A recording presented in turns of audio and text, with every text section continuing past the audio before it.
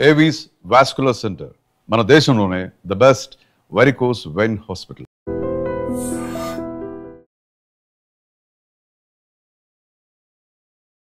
నమస్తే, welcome to I dream inside politics with కవిత.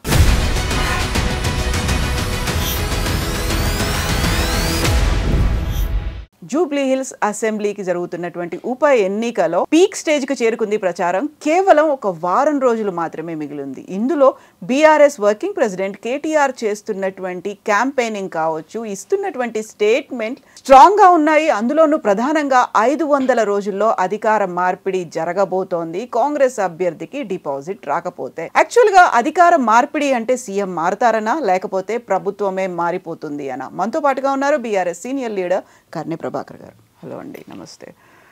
గతంలో మనం క్యాంపెయినింగ్ గురించి మాట్లాడుకున్నాం, అక్కడ ఉన్నటువంటి క్యాంపింగ్లో ఉన్నటువంటి లీడర్ల గురించి మాట్లాడుకున్నప్పటికీ లాస్ట్ స్టేజ్లో జరుగుతున్నటువంటి ఈ క్యాంపెయినింగ్ 500 రోజులు అధికార మార్పిడి, యాక్చువల్గా ఏంటి ఈ స్ట్రాటజీ ఏంటి అసలు? అంటే స్ట్రాటజీ కంటే కూడా ఇప్పుడు మనం మా స్ట్రాటజీ కంటే కూడా మనం గమనించాల్సినటువంటి అంశం ఏంటంటే రేవంత్ రెడ్డి వ్యవహారాలు ఒకసారి ఆయన అధికారంలోకి వచ్చిన తర్వాత కాంగ్రెస్ పార్టీ ప్రతిష్టని ఎట్లా మంట గలుపుతున్నాడు అనేటువంటి విషయం చాలా స్పష్టంగా కాంగ్రెస్ పార్టీ సీనియర్లే అనేక సందర్భాల్లో మాట్లాడుతూ ఉన్నారు. సరే, రెండు విషయాలు ఇందులో. ఒకటేమో కాంగ్రెస్ పార్టీలో ఉన్న సీనియర్లు, సాంప్రదాయకంగా ఉన్నటువంటి కాంగ్రెస్ పార్టీ నాయకులు మాట్లాడే అంశం ఒకటైతే, అధికారంలోకి వచ్చే ముందు ఆయన ఇచ్చినటువంటి హామీలు, ప్రజలకు చేసిన వాగ్దానాలు ఇంప్లిమెంట్ చేయకపోవడం వల్ల ప్రజల నుంచి వచ్చేటువంటి కోపం కూడా, ఈ రెండింటిని ఒకసారి పోల్చి చూస్తే డెఫినెట్గా ఏ రాజకీయ పార్టీ అయినా ఈ దేశంలో ఉన్నటువంటి ప్రతి రాష్ట్రంలో మేము అధికారంలోకి రావాలి, మేము కంటిన్యూస్ కావాలి, ఆ రాష్ట్రంలో అధికారం ద్వారా దేశంలో కూడా అధికారం రావాలని చెప్పేసి జాతీయ పార్టీలు కోరుకుంటాయి.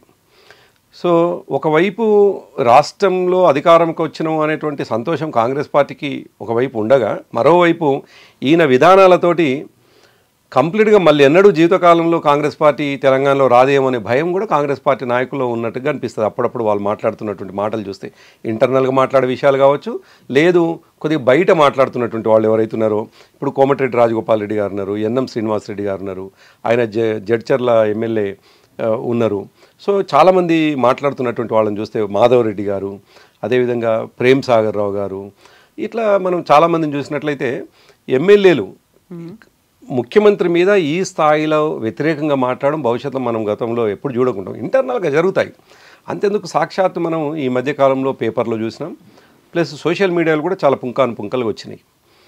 క్యాబినెట్ సమావేశంలో ఏకంగా తన సహచర మంత్రులు సహకరించడం లేదు, ఇష్టం వచ్చినట్టు వ్యవహరిస్తూ ఉన్నారు, ఆయన మీద ఒకవైపు ఢిల్లీ కంప్లైంట్ చేస్తూ ఉంటారు, లేదు ఇక్కడ ఆయన కాళ్ళలో కర్రలు పెడతా ఉన్నారు అనేటువంటి కోపం ఆయన ప్రదర్శించిండు అని. అది ఏ స్థాయికి పోయింది అని అంటే, ఇప్పుడు ఏకంగా నేను కావాల్సింది అయినను, నేను ఎప్పుడో ముఖ్యమంత్రి అయితేను అనుకున్నాను కానీ ఇప్పుడే అయిపోయినాను, నా జీవిత లక్ష్యం నెరవేరింది, ఇక ఏదన్నా పాడైతే పార్టీ కదా నాశనం అయ్యేది, నేను అయ్యేది ఏముంది, మీరు ఇట్నే సహకరించకపోతే ఇక్కడ నుండి స్ట్రైట్గా నేను గవర్నర్ ఆఫీస్కి పోయి నేను రాజీనామా ఇచ్చి వస్తా, పార్టీ చెల్లా చెదరైపోతుంది అని బెదిరించిండు అనేటువంటి మాట కూడా మనం వింటున్నాం కూడా ఒక ప్రధాన పత్రికలో. సరే, అది పరోక్షంగా వాళ్ళ పార్టీని అలర్ట్ చేసినట్టుగా అది రాయవచ్చు, కానీ మనం అంతర్గతంగా అంతర్గత విషయాలను అర్థం చేసుకుంటే రేవంత్ రెడ్డి బెదిరించినటువంటి విషయాలు, రేవంత్ రెడ్డి చివరికి నేను గవర్నర్ దగ్గర పోయి రాజీనామా చేసి వస్తాను అనేటువంటి, నిజంగా అన్నారా అలా? అంటే ఇప్పుడు మనం ఒక ప్రధాన పత్రికలో, ఆయనకు అనుకూలంగా ఉండేటువంటి పత్రికలో, రోజు ఆయనను కాపాడాలనుకుంటున్నటువంటి పత్రికలో వచ్చినటువంటి అంశాలు మనం చూసినాం. అయితే దాంట్లో చాలా పాలిష్ చేసి రాసినారు ఆయన, ఆ ఎడిటర్ గారు చాలా పాలిష్ చేసి ఆయనని కాపాడేటువంటి, అది మనం ఇన్సైడ్ విషయాల్ని తెలుసుకునే ప్రయత్నం చేస్తే, ఎందుకంటే సరే మేము ఒక రాజకీయ పార్టీలో ఉన్న సహజంగా అన్ని విషయాలు తెలుస్తుంటాయి కాబట్టి క్యాబినెట్లో ఏం జరిగింది అనేటువంటి విషయం బయటకు వచ్చేసింది. అదేం పెద్దగా మన ఇద్దరం సీక్రెట్గా మాట్లాడుకోవాల్సినటువంటి అంశం కాదు, ఇప్పుడు టీవీల ద్వారా మాట్లాడితే ఇప్పుడే కొత్తగా పోతుంది అనేటువంటి అంశం కూడా కాదు. సో ఇప్పటికే తేలిపోయింది, ఆయన చాలా ఆగ్రహానికి గురైండు, చాలా సీరియస్గా వాళ్ళ మీద వార్న్ చేసిండు అనేటువంటి విషయం. సో ఇవన్నీ చూస్తుంటే మనకి ఏమర్థమవుతుంది, ఏదో ఒక రోజు అంటే ఒక వైపు ఒక లక్ష్యం వైపు నడిపేటువంటి నాయకుడు లేడు అని, లేదు ఒక దారిలో పెట్టేటువంటి నాయకుడు లేడు అనేటువంటి అనైక్యతతో ఉంది కాంగ్రెస్ పార్టీ అనేది కనిపిస్తూ ఉంది ఒకటి. ఇక రెండవది, సరే ఆయన ఢిల్లీకి పోవటము, ఢిల్లీలో ఆయన సంజాయిషి ఇచ్చుకోవడము, హుటాహుటిన మనం చూసినాము సరిగ్గా ఒక 8-10 రోజుల క్రితం అనుకుంటాను. బట్టి విక్రమార్క గారు ఒక ఫ్లైట్లో, ఈయన సపరేట్గా ఒక 3-4 కలిసిపోవడము, కేసీ వేణుగోపాల్ గారిని కలవడము. కేసీ వేణుగోపాల్ గారి దగ్గర ఒక ఫోటో వచ్చింది, మనం ఫోటో కూడా చూసినాం. అఫ్కోర్స్ కొన్ని ఫొటోసు మాట్లాడకపోవచ్చు, కానీ ఫోటోలో ఉన్న అర్థాన్ని ఇంతకాలంగా రాజకీయాలు ఉన్నటువంటి వాళ్ళం అర్థం చేసుకుంటూ ఉండం. ఆయన ఒక పార్టీ జనరల్ సెక్రటరీ ముందు ఒక నిందితుడిలాగా కూర్చున్నటువంటి ఒక ఫోటోను మనం చూసినాం. ఒక నిందితుడు ఒక ఎక్స్ప్లెనేషన్ ఇచ్చుకుంటుండు, లేదు ఒక ఇన్వెస్టిగేషన్ చేస్తున్న పోలీస్ ఆఫీసర్ ముందు ఒక తప్పు చేసిన నిందితుడు కూర్చుండు అన్నట్టుగా మన రాష్ట్ర ముఖ్యమంత్రి కూర్చోవడం. ఒక్క ఫోటోలోనే ఇన్ని అర్థాలు ఉంటాయి. ఒక ఫోటోని చూసి మీరంతా దాన్ని అలా నిర్వచించుకోవడం అనేది అంటే నేను ప్రత్యేకంగా చెప్పట్లేదు కవిత. ఇవి ఇప్పటికే సోషల్ మీడియాలో చాలా సీరియస్గా ట్రోల్ అయినటువంటి అంశాలు. అసలు మనం ఎప్పుడో 80sలో విన్నాం, తెలుగు ఆత్మగౌరవాన్ని ఢిల్లీలో తాకట్టు పెడుతున్నారు కాంగ్రెస్ పార్టీ అని. దాని నుండి పుట్టిందే ఆత్మగౌరవ పోరాటం ఆనాడు తెలుగుదేశం పార్టీ. సేమ్ అటువంటిదే సరిగ్గా రేవంత్ రెడ్డి గారి ఆ ఒక్క ఫోటో, మీరు చెప్పినట్టుగా ఒక ఫోటో డెఫినెట్గా అనేక సందర్భంలో చాలామంది చెప్తూ ఉంటారు, ఒక్క ఫోటో 1000 అర్థాలు ఇచ్చేటువంటి ఉంటాయి అనేటువంటిది. అట్లా ఆ ఒక్క ఫోటోలో చాలా విషయాలు మనకు కనిపిస్తాయి కూడా. కేసీ వేణుగోపాల్ గారికి ఆయన ఎక్స్ప్లెనేషన్ ఇచ్చుకుంటున్నట్టుగా, నిజమే తీసేవాళ్ళు, ఈయన ఒక ముఖ్యమంత్రి, ఆయన ఒక పార్టీ జనరల్ సెక్రటరీ, ఈయన కాన్స్టిట్యూషనల్ పోస్ట్లో ఉన్నాడు. నిజానికి కూర్చునే సీటింగ్ అన్న కొద్దిగా వేరేగా ఉండి ఆ ఫోటో బయటకి ఇచ్చినా బాగుండేదేమో. ఇవన్నీ మనకి ఎట్లా అర్థమవుతున్నాయి? ఇతన్ని ఓవరాల్గా ఒక బాధితుని చేసి ఇక్కడ నిందితుని చేసి ఈ రాష్ట్రంలో కాంగ్రెస్ పార్టీ పాడవుతుంది అని చెప్పే ప్రయత్నము వాళ్ళ సీనియర్స్ చేసి ఉండవచ్చు, దాన్ని ఎక్స్ప్లెనేషన్ వాళ్ళు తీసుకుండవచ్చు అనేది అనిపించింది. అంటే ఓవరాల్గా మనకు అర్థమవుతుంది ఏంటి అంటే, ఇప్పుడు ఆయన ఒక జంక్షన్లో నిలబడ్డట్టుగా అనిపిస్తూ ఉంది, ఒక గోడ మీద నిలబడ్డట్టుగా కనిపిస్తూ ఉంది. ఈ ఎన్నిక సరిగ్గా గోడ మీద నిలబడ్డటువంటి సందర్భంలో జరుగుతున్నటువంటి ఎన్నిక. ఒకవేళ ఈ ఎన్నికల్లో ఆయన ఫలితం తీసుకురాకపోతే పార్టీ ప్రతిష్ట దిగజారిపోయింది అనే భావన ఢిల్లీకి కూడా వచ్చేటువంటి అవకాశం ఉంది అనేది మనకు అనిపిస్తున్నది. మరొకటి, ఆమె మీనాక్షి నటరాజన్ గారు కూడా, ఆమె కూడా ఇప్పటికే చాలా కంప్లైంట్ చేసింది. వాళ్ళ కుటుంబ సభ్యులు మాత్రమే ఇంటర్నల్గా, ఒక కుటుంబ సభ్యులే కాకుండా ఆయన చుట్టూ ఉన్నటువంటి 3-4 మాత్రమే లీడ్ చేస్తుండ్రు, వీళ్ళంతా కూడా డమ్మీలుగా, రాష్ట్ర మంత్రివర్గం అంతా డమ్మీలుగా ఉన్నారు అనేటువంటి ఒక వాదన కూడా కనిపిస్తుంది. ఆమె యాజ్ ఇట్ ఈస్గా అదే విషయాన్ని ఎస్టాబ్లిష్ చేసినట్టుంది కూడా. ఈయన చెప్తున్నటువంటి ఆర్గ్యుమెంట్ ఏంది? అఫ్కోర్స్ ఇదంతా ఆఫ్ ది రికార్డు బయటికి రావచ్చు, కానీ మనకు అర్థమవుతున్నటువంటి విషయం కూడా ఈయన చెప్తుంది, మీకు అంత ఫ్రీడమ్ ఇచ్చినాను కదా, మీకు ఇంత ఫ్రీడమ్ ఇచ్చి మీరు సంపాదించుకోవడానికి అవకాశాలు ఇచ్చి, ఒకరికి రియల్ ఎస్టేట్ రంగంలో సంపాదించుకోమని, ఒకరేమో ఫైనాన్స్లో బిల్లులు ఇప్పిస్తే తీసుకోమని చెప్పేసి, ఇంకోరేమో రోడ్లకు సంబంధించినటువంటిది, ఇంకోరేమో మరొకటి అని, ఇన్ని రకాలుగా మీకు సంపాదించుకోవడానికి నేను అవకాశం ఇస్తే మీరేమో నన్ను రోజు ఇబ్బంది పెడతా ఉన్నారు ఏందని ఆ స్థాయిలో, పరిపాలన కోసం, ప్రజల కోసం కాదు. కానీ మనకు కనిపిస్తున్నది అయితే చాలా స్పష్టంగా ఒక్కొక్క వింగుకు ఒకరు సంపాదన కోసం పడ్డరేమో అని అనిపిస్తూ ఉంది. నిజానికి అది ఒక తీవ్రమైనటువంటి మాట అయినప్పటికీ ఇవాళ ప్రజల సామాన్యుల్లో ఉన్నటువంటి మాటని నేను మాట్లాడుతూ ఉన్నాను. నేను కొత్తగా ఏం మాట్లాడటం లేదు. సామాన్యులు చెప్తా ఉన్నారు, వీళ్ళ పరిపాలన అంతా కూడా మనకిచ్చినటువంటి హామీలను నెరవేర్చాలనేటువంటి పరిపాలన కనిపించట్లేదు. 10 సంవత్సరాలు అధికారంలో లేరు, 10 సంవత్సరాలు సంపాదించుకునేటువంటి అవకాశం లేదు, సంపాదించే వాళ్లకు అదైపోయింది. కాబట్టి కేవలం మళ్ళీ ఎన్నికలు రావాలంటే సంపాదన మీద పడ్డరు అనేటువంటి చర్చ ఇవాళ ప్రజల్లో జరుగుతూ ఉంది. కాబట్టి ప్రజల వైపు నుంచి ఎక్కడికి పోయి చూడండి, మీరు ఇవాళ జూబ్లీ హిల్స్ ఎన్నికల్లో పోతే సామాన్యురాలు, ఆమె 80-85 సంవత్సరాల వయసున్న పెద్దావిడ కూడా, లేదు బిడ్డ కేసీఆర్ గారు ఉన్నంతకాలం మేము కేసీఆర్ గారికి ఓటేస్తామనే వీడియోస్ మనకు కనిపిస్తూ ఉన్నాయి. దానికి కారణం ఇంత తొందరగా 2 ఏళ్లలో ఎందుకు చెప్పండి, ఇంత సీరియస్గా, ఇంత రిటాలియేషన్, ఇంత ఎదురుదాడి ఎందుకు ప్రజల నుంచి వస్తుంది? కారణం ఏంటంటే వాళ్ళ పరిపాలన పట్ల ప్రజల్లో ఉన్న వ్యతిరేకత.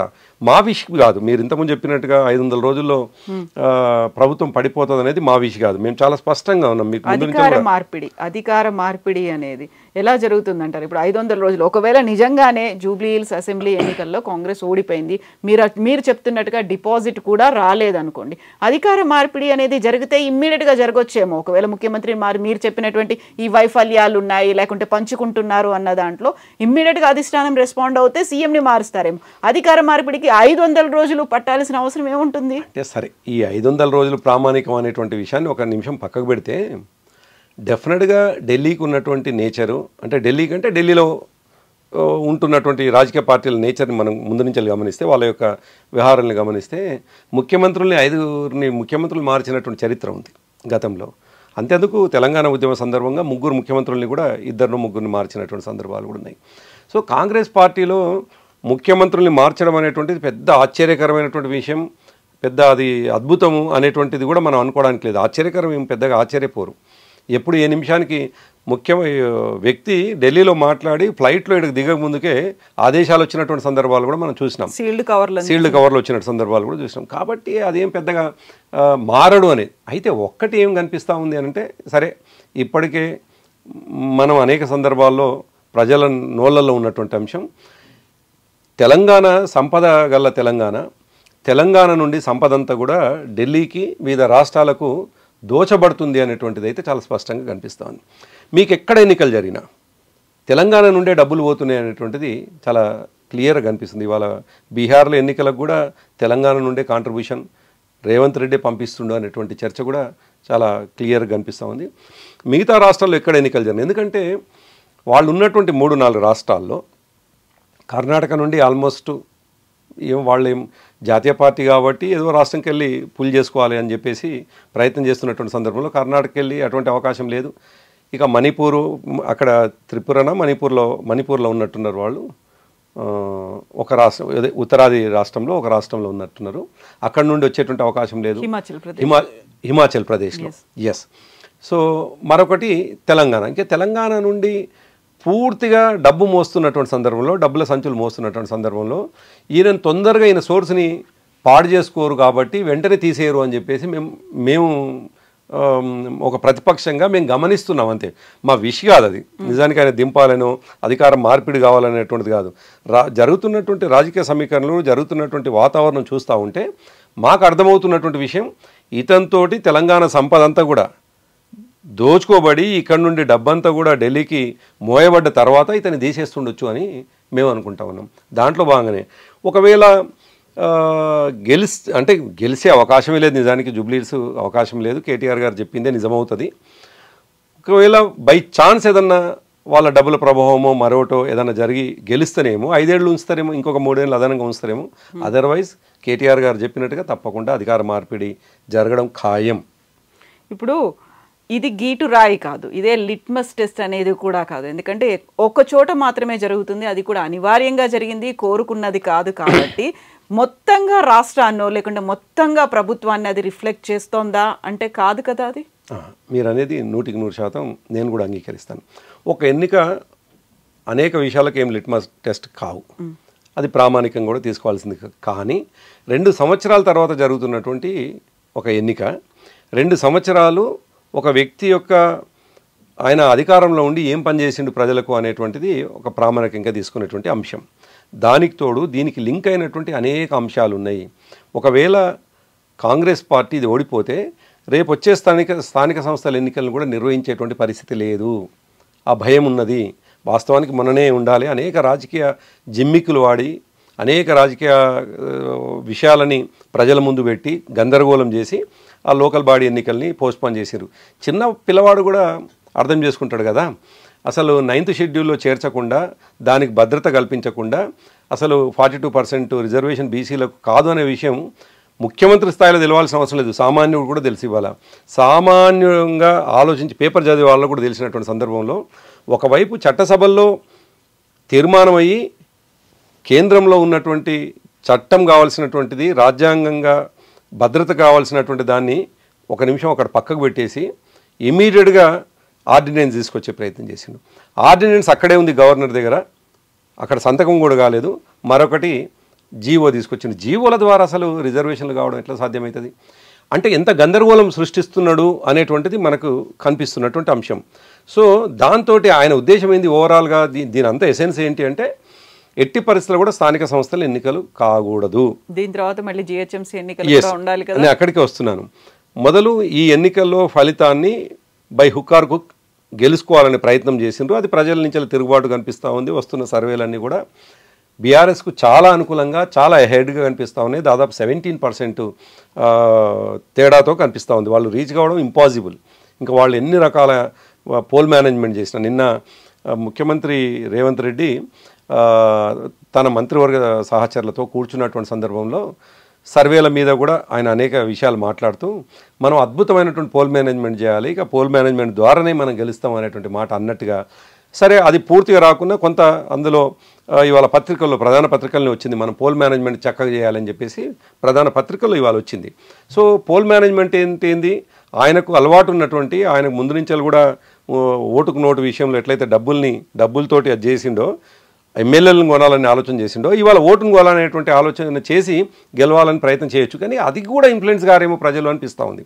ఎందుకంటే ప్రజలకు ఆ నిమిషానికి వచ్చేటువంటి సాటిస్ఫాక్షన్ కంటే మిగతా 3 ఏళ్ళు నాశనం అయిపోతూ ఉంది కదా జీవితం అనేటువంటి ఒక భావన ఉంది. కాబట్టి ఈ ఎట్టి పరిస్థితుల్లో గెలవరు.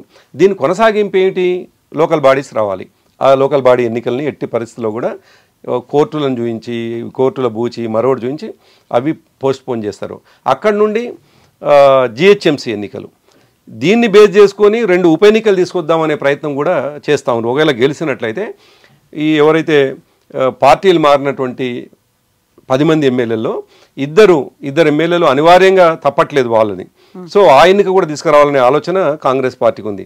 సో ఇది ఓడిపోతే ఇవన్నీ ఏవి రావు, దాని కాన్సిక్వెన్సెస్ చాలా ఉన్నాయి. కాబట్టి ఇవన్నీ కూడా ఒక గందరగోళమైనటువంటి పరిస్థితిలో పడేటువంటి అవకాశం ఉంది. కాబట్టి మేము ఏమంటున్నామంటే ఇది లిట్మస్ టెస్టే, ఇది డెఫినెట్గా ప్రామాణికమే. ఇది ఓడిపోతే వీటన్నిటి మీద ఎఫెక్ట్ పడుతుంది. కాబట్టి తప్పకుండా దీన్ని గెలుచుకోవాలనేటువంటి దాంట్లో వాళ్ళు ఉండటం. మేమేమంటున్నామంటే ఈ 2 ఏళ్ల పరిపాలన తర్వాత జరుగుతున్నటువంటి ఎన్నికల్లో ఆయన ఏందో తేలిపోయింది. కాబట్టి తప్పకుండా ఆయన పరిపాలన పైన ఇది ఒక రెఫరెండం లాగానే ప్రజలు భావించేటువంటి వాతావరణం అయితే ఉన్నది. సో సర్వేలు అన్నారు, సర్వేలో నిన్న సోషల్ మీడియాలో విపరీతంగా తిరిగింది. బీఆర్ఎస్ కూడా ఒక సర్వే సంస్థకి 8 కోట్లు ఇవ్వాలని చూసింది, చివరికి 3.5 కోట్లకు ఒక ఒప్పందం బేరం కుదుర్చుకుంది, కావాలని సర్వేల పేరుతో ఒక లెక్కల్ని బయటికి తీసుకొస్తోంది అనేది. ఆ తర్వాత పోల్ మేనేజ్మెంట్ ఆల్మోస్ట్ 300 కోట్ల రూపాయల వరకు ఖర్చు పెట్టడానికి అన్ని పార్టీలు రెడీ అయిపోయాయి. ఆల్రెడీ ఇప్పటికే పంపకాలు కూడా మొదలైపోయాయి. ఆ లాస్ట్ మినిట్లో జరిగేవి కూడా అన్నీ రెడీగా ఉన్నాయని. మీరు కాంగ్రెస్ అనడానికో లేకుంటే CM Revanth Reddy poll management చేయండి, దాని మీద దృష్టి పెట్టండి అని చెప్పడానికి కూడా లేదు కదా అక్కడ. అంటే పత్రికల్లో వచ్చినటువంటి విషయాలని ఇవాళ 1-2 పత్రికల్లో ఏదో రాసిన విషయాన్ని మీరు అంటున్నట్టున్నారు.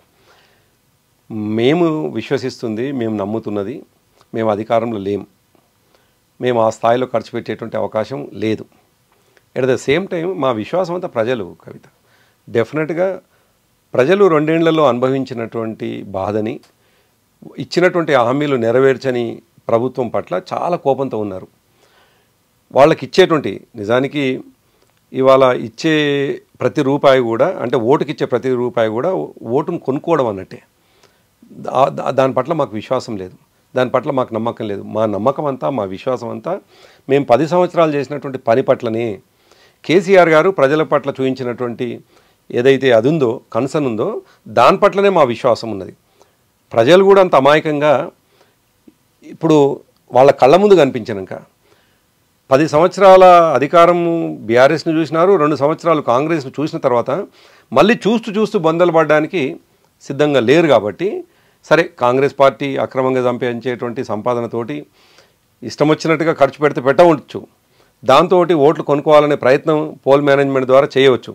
మేము ఆ శక్తి అంత స్థాయిలో లేము, మేము ఆ శక్తి కూడా లేదు, దానిపైన విశ్వాసం మాకు లేదు. మా విశ్వాసం అంతా కూడా ప్రజలు చూపించేటువంటి ప్రేమ, ప్రజలు చూపించేటువంటి, మేము ప్రజల దగ్గర పోతున్నటువంటి సందర్భంలో వాళ్ళు రిసీవ్ చేసుకునే పద్ధతి పట్లనే మాకు విశ్వాసం ఉంది.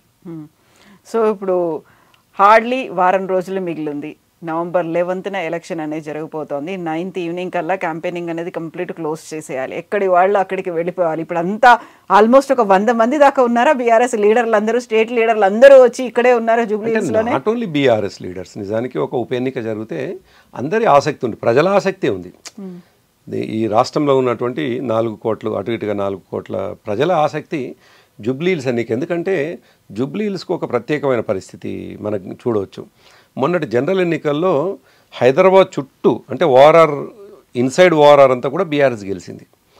దాంట్లో భాగమైనటువంటి జూబ్లీహిల్స్లో ఇప్పుడు ఉప ఎన్నికలు జరుగుతూ ఉన్నాయి. సో అధికారం కాంగ్రెస్ పార్టీ ఉంది. మొన్న జనరల్ ఎన్నికలనేమో అన్ని సీట్లు మమ్మల్ని గెలిపించినారు.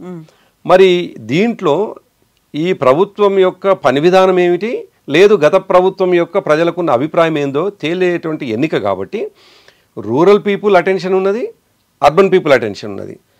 ఇంత అటెన్షన్ ఉన్నప్పుడు సహజంగా అన్ని రాజకీయ పార్టీల నాయకులు ఉంటారు. ఎట్ ద సేమ్ టైం మా పార్టీ నాయకులు కూడా ప్రచారం చేసుకుంటారు. మేమేం ప్రచారం చేస్తాం వచ్చి, అయ్యా కేసీఆర్ గారు 10 సంవత్సరాలు పరిపాలన చేసినారు, మేము తెలంగాణ తెచ్చిన వాళ్ళం, మాకుండే కన్సర్న్, మాకుండేటువంటి ప్రజల పట్ల ఉండే ప్రేమ వీళ్ళకి ఎందుకు ఉంటుంది, ఢిల్లీలకు డబ్బులు మోయిస్టోళ్ళు కదా, మిగతా రాష్ట్రాల్లో ఎన్నికలు అయితే డబ్బులు తెలంగాణ సంపద అంతా పోతుంది కదా అని చెప్పడానికి వచ్చినటువంటి వాళ్ళు తప్పకుండా మా వాళ్ళు ఉంటారు. సేమ్ టైం కాంగ్రెస్ పార్టీ నాయకులు మంత్రులే ఉన్నారు, బీజేపీ కేంద్ర మంత్రులుగా పనిచేస్తున్నటువంటి వాళ్ళు పనిచేస్తూ ఉన్నారు. కాబట్టి అందరూ అన్ని రాజకీయ పార్టీలు ఉన్నట్టు మా పార్టీ నాయకులు కూడా ఉన్నారు.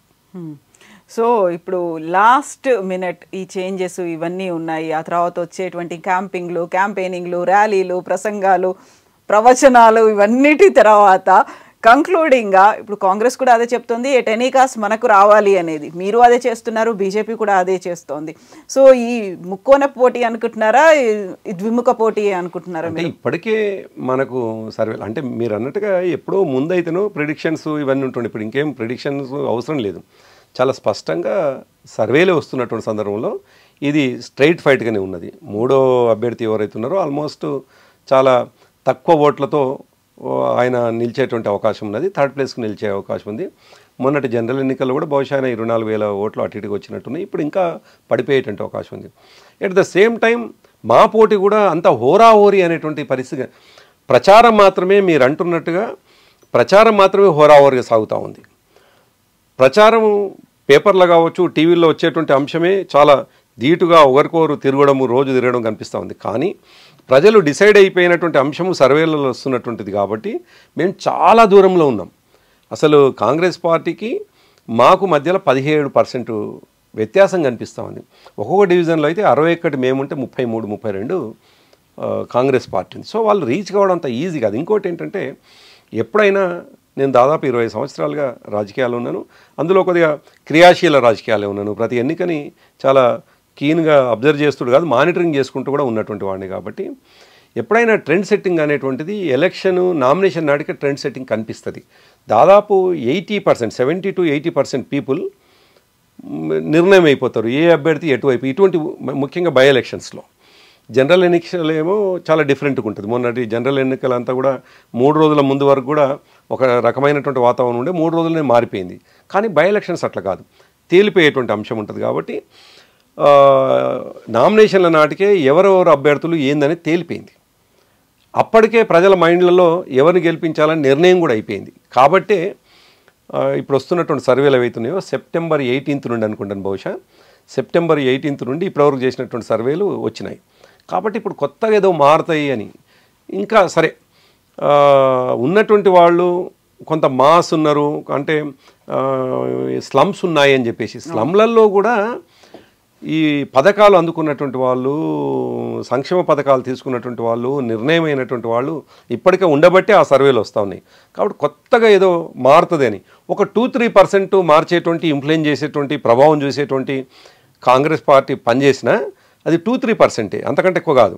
సో 17% మార్చడం అనేటువంటిది హైలీ ఇంపాసిబుల్. ఏ రాజకీయ పార్టీ కూడా సాధ్యం కాదు. ఎంత ఇన్ఫ్లుయెన్స్ చేసినా సాధ్యమయ్యేటువంటి అంశమే కాదు. మనం ఇవాళ ఇక్కడ పత్రికల్లో చూసినాం, రోజు ఈ పార్కులలో, సరే అఫ్కోర్స్ మా పట్ల కూడా అటువంటి భావంతో మేమేం దానికి అతీతులం కాదు, ఈ పార్కుల్లో వాకింగ్ చేస్తున్నటువంటి వాళ్ళ పట్ల కొంత అసహనంతో కూడా ప్రజలు ఊరికే ఎంతకాలం మమ్మల్ని అంటారు, ముందు నుంచి కూడా రోజు అడుగుతూ ఉన్నారు ఓటు కోసము, మేము వాకింగ్ చేసుకుంటున్నాం కానీ అసహనంతో ఉన్నారు అనేది మనం వింటున్నాం. అఫ్కోర్స్ మా పట్ల కూడా ఉండవచ్చు, కానీ వాళ్ళు డిసైడ్ అయ్యి ఉంటారు. ఇంకేంటంటే వాళ్ళు మేజర్గా కొద్దిగా చదువుకున్నటువంటి వాళ్ళు ఎక్కువ పార్కుల్లో కనిపిస్తున్నటువంటి సందర్భంలో. సో ఇవన్నీ చూస్తూ ఉంటే, వాతావరణం చూస్తూ ఉంటే, మాకు ఉన్నటువంటి సమాచారం కావచ్చు, మాకు వస్తున్నటువంటి సర్వే రిపోర్ట్లు కావచ్చు, ప్రజల నుంచి వస్తున్నటువంటి ఫీడ్బ్యాక్ కావచ్చు, ప్రజల దగ్గరికి పోతున్నటువంటి సందర్భంలో వాళ్ళు రిసీవ్ చేసుకుంటున్న విధానం, ఇవన్నీ చూస్తే తప్పకుండా ఇప్పుడు ఉన్నటువంటి సర్వేకు యాజ్ ఇట్ ఈస్గా ఫలితం ఉంటుంది అనేటువంటి విశ్వాసం మాకున్నది. ఎస్, చూద్దాం. బోల్డ్ అనే సర్వేలు అయితే రోజుకొకటి వస్తున్నాయి, ఇంటర్నల్, ఎక్స్టర్నల్, థర్డ్ పార్టీలు ఇవన్నీ వస్తున్నాయి. బట్ పబ్లిక్ పల్స్ ఏంటి, వాళ్ళ మూడేంటి, November 14th తెలుస్తుంది. కాబట్టి November 14th మళ్ళీ మనం మాట్లాడుకుందాం. Thank you so much. Thank you. నిజంగా ప్రస్తుతం ఉన్నటువంటి సమాజం దేనికి ప్రయారిటీ ఇస్తుంది? ఆర్థిక సంబంధాల చుట్టూ మాత్రమే తిరుగుతుంది. మళ్ళీ ఎన్నికలంగానే చాలా విరక్తి కలుగుతాను. మంచి అనిపిస్తుంది కదా, లేడీస్ కూడా ఛాలెంజింగ్ జాబ్స్ చేసినప్పుడు చాలా బాగుంటది. ట్రాఫిక్ అసిస్టెంట్స్ గా నియమించిన ట్రాన్స్జెండర్స్ అందరితో సాల్యూట్ చేయించుకుంటున్నారు. ఫుడ్ డెలివరీ ఇవ్వటానికి వెళ్ళినటువంటి డెలివరీ బాయ్ అనిల్ పై కళ్ళ ముందు పెళ్ళండి